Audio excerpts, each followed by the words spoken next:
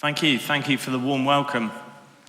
I wonder if you could give a slightly warmer welcome to my glamorous assistants who are going to come and read the passage for us in Luke 16. Do you guys want to come up?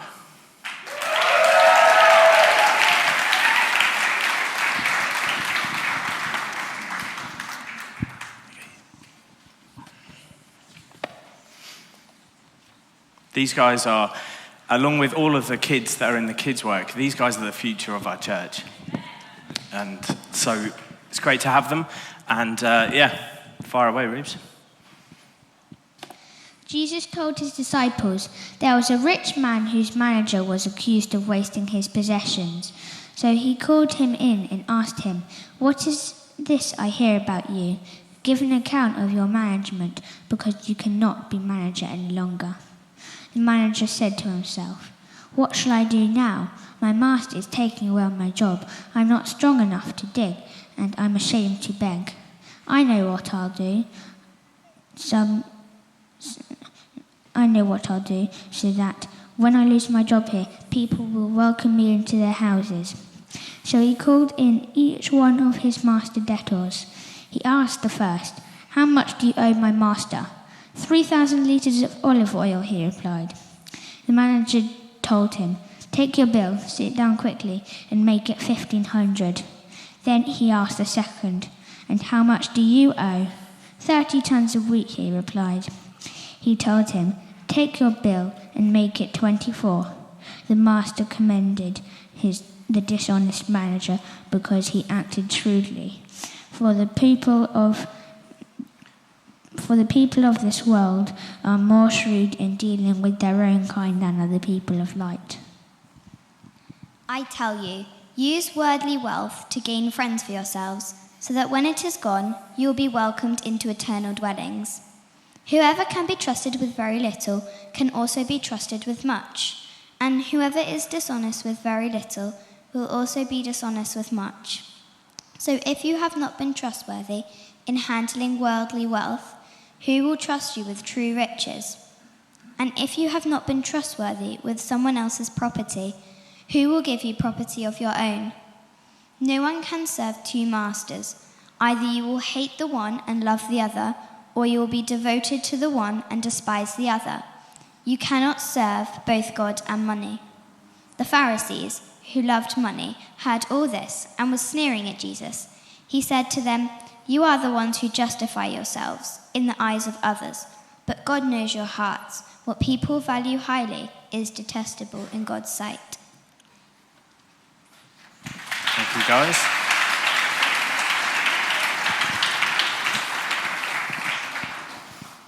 Great. Well, we're in a summer series, and we're looking at 6 parables in the book of Luke.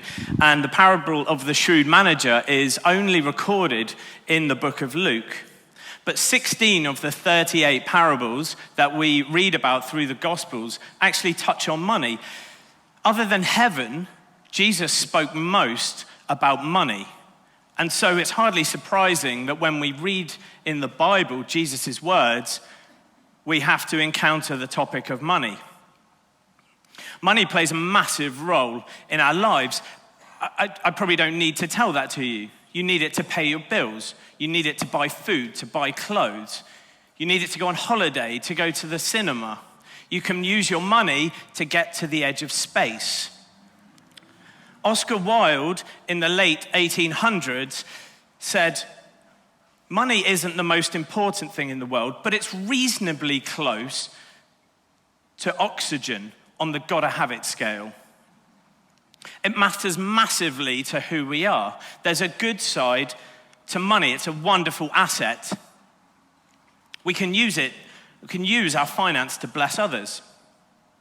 Jesus was supported financially by other people.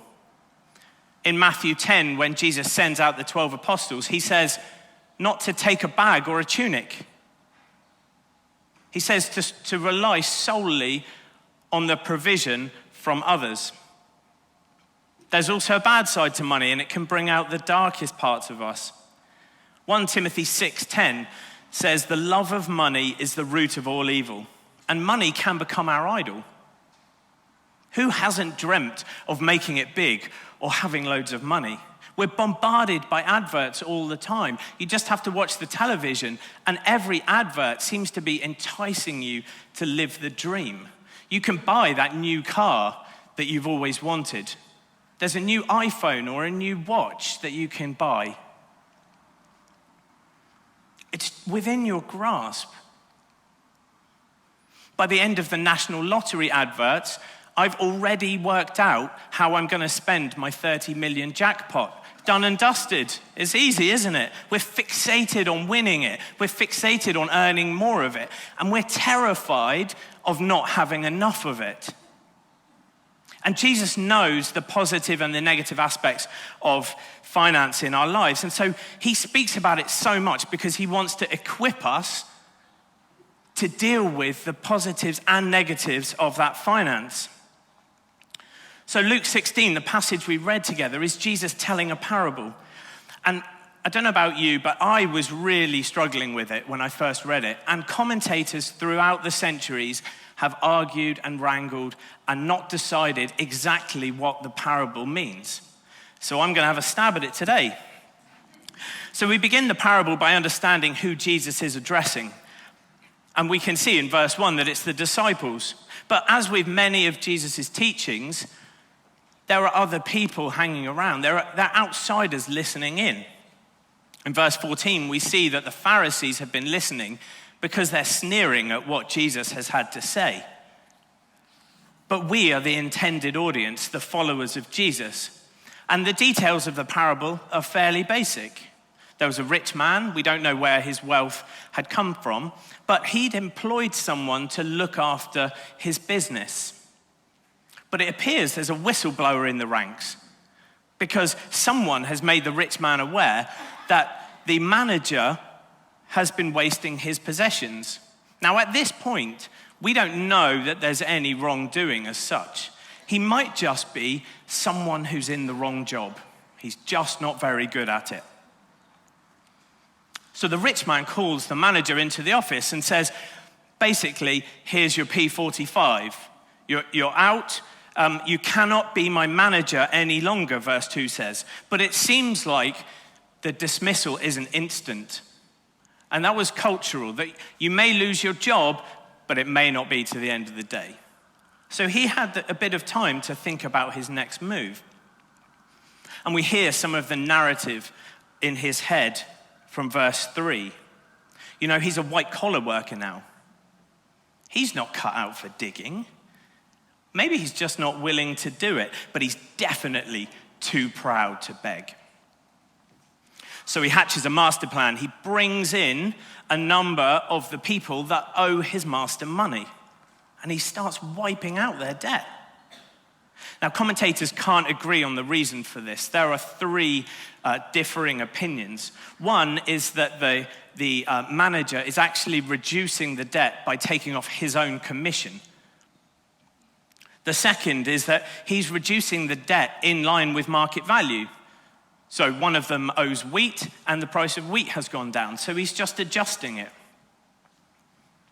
Or the third option is that he's reducing the size of the overall debt, essentially doing the rich man out of what he's owed. But whichever it is, we're told in verse 8 that he's now a dishonest manager. And from the rich man's perspective, the manager has done him out of money. He's done him out of finance. And as I read it, even though I've read it multiple times, I'm rooting for justice. I cannot wait for the rich man to get one over on the manager because he's diddled him out of finance. But I'm left stunned. It's unbelievable because in the second half of verse 8, we read this. The master commended the dishonest manager because he has acted shrewdly. I mean, what? It's ridiculous. But basically, he used the boss's money in the present, in the here and now, to set himself up for the future after his job is finished. And I want to be clear at this point. Jesus, while telling this parable, is not endorsing this dishonesty. Jesus does not turn a blind eye to illicit or illegal practices, even if the outcome is ultimately righteous. And in the parable, the rich man isn't commending the manager for taking his money. He's not saying, "Oh, well done, you took loads of money off me. You're very clever." What he's saying is that the manager has been shrewd. He's thought about it. Jesus is highlighting the shrewdness of the manager. And shrewdness is actually something that we should desire. The word shrewd in the dictionary means astute. And if we refer back to Jesus sending the apostles out in Matthew 10, we can read in verse 16, "I am sending you out like sheep among wolves. Therefore, be as shrewd as snakes and as innocent as doves." Jesus is telling us to be shrewd. Jesus isn't telling us to be dishonest. We're to be innocent as doves. And at the end of verse 8 in our passage in Luke 16, Jesus finishes the story and he starts applying the teachings. He tells us, "For the people of this world are more shrewd, more astute in dealing with their own kind than are the people of the light." And it's easy to back this point up. All you need to do is look at the Forbes world richest people. It's estimated there are about 3,000 billionaires in this world. And the top 10 of the list are absolutely littered with household names. Jeff Bezos, Elon Musk, Mark Zuckerberg, Warren Buffett, Bill Gates. The list goes on. You all know who these people are.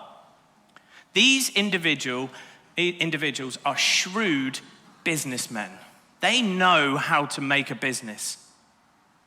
They know how to get a return. These 5 men that I mentioned have a net worth of $650 billion, and yet they came into the world with zero. They know how to get money. They've done a good job at it. So Jesus goes on in verse 9 and gives us the first instruction of this parable. Verse 9, "I tell you, use worldly wealth to gain friends for yourselves, so that when it's gone, you will be welcomed into eternal dwellings." You see, Jesus knows that we're not in the same league as these guys. I'm no Jeff Bezos. I'm no Warren Buffett. But we can have longer lasting gains than they have from what they're investing in. You see, the shrewd businessmen and women of this world have 80 years, max, to enjoy their wealth. In fact, they've got such a short amount of time that they've had to agree to get rid of it just because they can't use enough of it themselves. And they're going to enjoy their wealth before it's gone. And it's when it's gone, not if. We didn't bring anything into this world, and we will not be taking anything out of this world. Jesus wants us to be shrewd investors in something eternal, to put our money where nothing can touch it. And there's always one key point within a parable. Otherwise, it would be pointless. Jesus wouldn't tell them. And in this particular parable, it's our relationship with money. But before we look at a couple of points, I want to take us to Matthew 22 and verses 36 to 40. And I want to remind us of something fundamental that we need to remember as Christians before we look at this parable in depth. "Teacher, which is the greatest commandment in the law?" Jesus replied, "Love the Lord your God with all your heart and with all your soul and with all your mind. This is the first and greatest commandment. And the second is like it. Love your neighbor as yourself. All the law and prophets hang on these 2 commandments." Our practical Christianity hinges on love. It hinges on our attitude towards God, towards others, and towards ourselves. And if we combine those attitudes with our relationship with money, then there are 3 points in this parable that I hope you'll find helpful today. And the first is this: money and our attitude towards others. I've already said this today, but we cannot take our money with us. And so you know that the money we have is limited to this time that we have on earth. So how can we best use our finance? Well, Matthew 6:19 and 20 says, "Do not store up treasures for yourself on earth, where moth and vermin destroy, and where thieves break in and steal. But store up for yourselves treasures in heaven, where moth and vermin do not destroy, and where thieves do not break in and steal." Verse 9, I tell you, use worldly wealth to gain friends for yourselves. People's lives are the only thing that last eternally. Nothing in this world lasts eternally, but people's lives. So Jesus is encouraging us in this parable to take our finance and to make a difference with other people. Imagine the moment that you leave this world and you get to heaven and you're stood around, you're worshiping, and someone comes and taps you on the shoulder. Yes? And they say, "It's you. You regularly gave to Citygate Church, to their regular giving.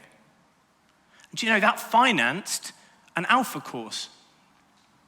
And I went on that Alpha course. And that's why I'm here." Or perhaps it will be another initiative or another event that you've supported financially that enables people to meet Jesus, because that's what's important. Our online broadcasting costs money. We have to buy kit. But it enables people to meet Jesus who can't make it into the Citygate Centre. Our Southbourne site is a fantastic venue, but it needs investment so that it can meet the needs of the local community. Here at Bournemouth, we want to put a cafe in the main entrance, which can serve the community and the hundreds of students who live in the buildings around us. But it needs funding. The list goes on.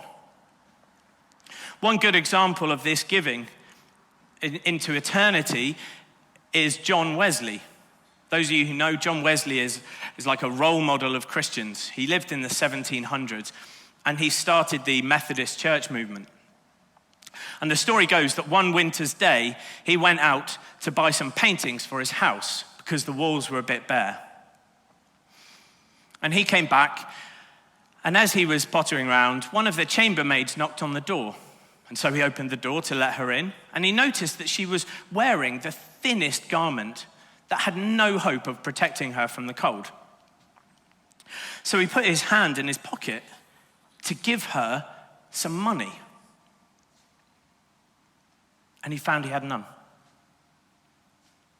He'd spent it all on paintings.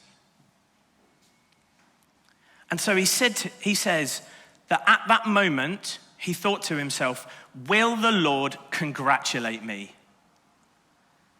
And will he say, 'Well done, good and faithful servant'?" He felt terrible because the money that he could have spent giving the lady money for a coat, he spent it on paintings. And so at that moment, he decided that he would do something different. So that year, his income was £30, and his living expenses were £28, so he gave £2 to the poor. In the next year, he earned £60, and he maintained his living expenses at £28, so he gave £32 to the poor.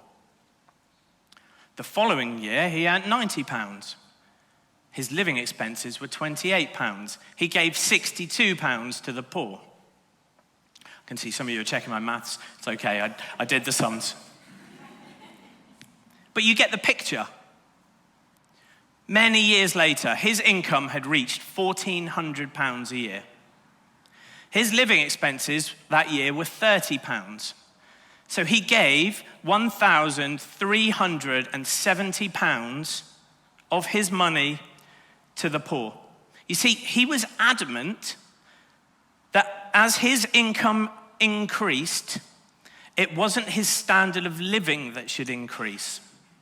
It was his standard of giving that needed to increase. And I'll say it again. It wasn't his standard of living that needed to increase, but the standard of giving that needed to increase. You see, John Wesley understood Luke 16, verse 9. And in heaven, he is going to be inundated with people tapping him on the shoulder, saying, you gave this money to that. And I was there. In fact, he's been dead for probably 300 years, and he's probably still having people tap him on the shoulder and say, the money that you invested into eternity is the reason that I'm here. You see, it didn't increase his worldly wealth, but it is reaping massive rewards for the kingdom of God. Money and our attitude towards others. No, towards ourselves. Verse 10. Whoever can be trusted with very little can also be trusted with much. And whoever is dishonest with very little will also be dishonest with much. If you have not been trustworthy in handling worldly wealth, who will trust you with true riches? And if you've not been trustworthy with someone else's property, who will give you property of your own? Money isn't actually that big a thing if you think about it. I have a £20 note. I don't see many of these. In and of itself, it's not actually worth much. It's a bit of paper. Well, they're not paper anymore, are they? It's a bit of plastic with the Queen's head on it. But the value of this note is a test of our faithfulness and how trustworthy we are. How we handle it reveals what kind of person we are, and it's spiritual. If I was to offer this note out today to someone here, I guarantee all of you by now have worked out where it's going to be spent. You've already allocated it. It might go on a new school uniform for the start of term. It might go for a post-lockdown haircut. Some of you need it, by the way.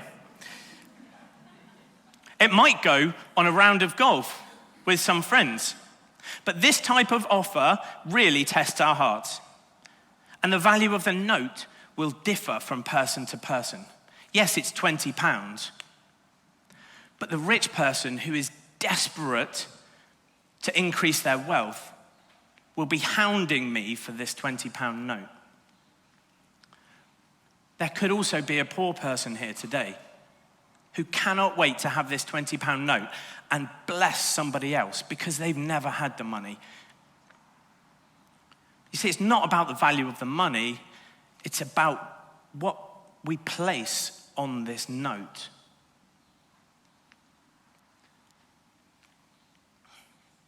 You see, have you caught yourself saying this?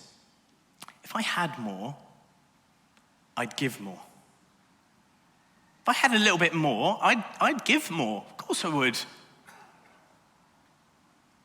Would you really? Would you actually? I'll be honest, it's very unlikely. It doesn't really matter how much you have. If you won the lottery tomorrow, it wouldn't change your heart. It would definitely change your bank balance, but it would not change your heart. You see, the widow who had nothing gave absolutely everything. And the rich ruler, next week's parable, who had everything, wouldn't give a thing. He walked away.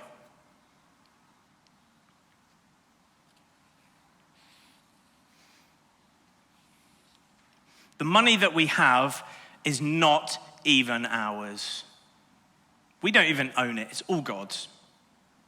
We're given the opportunity to steward it for him. And God has entrusted it to us. And yet, sometimes we're reluctant to give it back to him. Like the dishonest manager in the parable, he was just looking after someone else's money. And we are the stewards of God's money. And that reality changes everything. Our question shouldn't be, how much of my money should I give to God?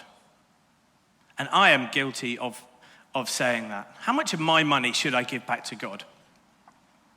Our question should really be, well, how much of God's money should I keep for myself?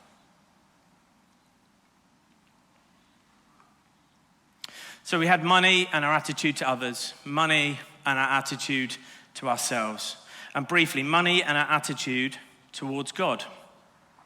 And how you relate to money, to this £20 note in my pocket, how you relate to that will determine whether you are serving God or you are serving money. You cannot serve both. Verse 13 tells us that no one can serve two masters. Either you'll hate the one and love the other, or you'll be devoted to the one and despise the other. You cannot serve both God and money. Money is a rival to God. It's asking for our allegiance all the time. Only this week, there was a news article of a South African pastor who has swindled his church, or he's charged of swindling his church out of £1 million. There's been a news story of a pastor of a megachurch in Texas who has been imprisoned for fraud for $3.5 million. You see, they have fallen out of love with God and they have fallen in love with money. They cannot serve both masters. You'll love the one and you'll hate the other. In 2013, Forbes wrote an article entitled this, "Fraud Thriving in Churches, but You Wouldn't Know It." I mean, do I really need to go on? There's a battle out there. You know, Jesus is the Son of the Creator God, came to earth to die for our sins. He's the Son of the Creator God who invented the idea of money. And so if Jesus tells us that we're going to have a problem with it, then we need to listen. We cannot serve two masters. We make a choice, God or money. And you might be sat here today and you might be shaking your head and saying, nope, money's not my idol. And if that is the case, then that's a great place to be. And I would love to hear some wisdom, because there are too many occasions in my life where God plays second fiddle to my idol of money. Whenever there's a gift week on the horizon, I'm always thinking, are you kidding me? How on earth am I going to afford to give anything? Meanwhile, I'm sat counting £20 notes that I've just been stashing away for a snowboard holiday. Matthew 6 that we read earlier, verse 21.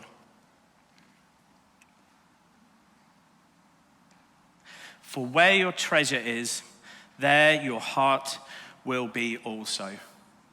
And I've really grappled with this as I've been studying it.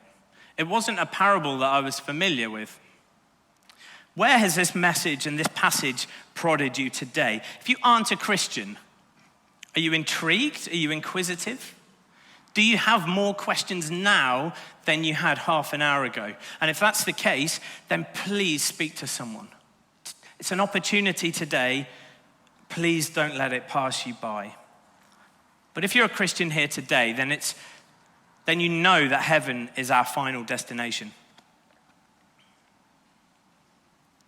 Our time here on earth is fleeting. And what we do with our time on earth has eternal implications. There are so many lost souls in this town that need to hear the good news of Jesus. So what can we do? Well, I've mentioned a couple. Our Southbourne site and a cafe in the main foyer, but there's one more. And the one I want to mention is the student worker role that's just been filled by Katie Thorne. And God's doing amazing things in the lives of the students that live around us here at Citygate. And the elders felt it was right to employ someone part-time, but the monthly funding is not fully in place. Wouldn't it be great if Citygate could start making staff decisions because the funding's already there? You know, if every current giver to Citygate increased their giving by 5%, we'd have an annual increase of £23,000. Just 5%. 10% would be nearly £50,000. And that's not to mention the people who haven't even started giving yet. Perhaps today is the day to start. Because God has amazing plans for this church in our town. But finance is the key. And I pray that Luke 16 has prompted you to consider what impact can you have on eternity by the finances that you've been blessed with.